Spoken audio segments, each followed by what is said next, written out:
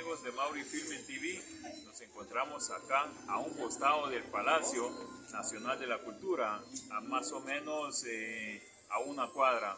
Ya el espíritu navideño ya ha entrado, pues las familias ya están pasando con sus bebés y otros pues dando la vuelta porque no queda nada más que seguir encerrado, tomando en cuenta que hace 2 años después de la llamada pandemia pues todos estuvimos encerrados y ahora pues toca disfrutar, y es por ello que cada persona traen a sus hijos y a sus esposas para poder disfrutar del ambiente y de la víspera navideña, tomando en cuenta que hoy diciembre 3 pues todo esto está cerca y hay que disfrutarlo. Pues aquí están las ventas, pueden pasar a comprar, automáticamente todo está barato en estos días previo a la Navidad.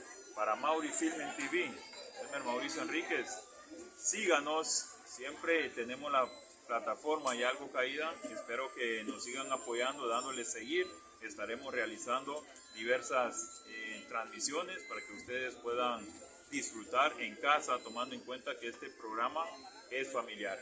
Seguiré más para que usted pueda visualizarlo desde casa. Muchas gracias a ustedes.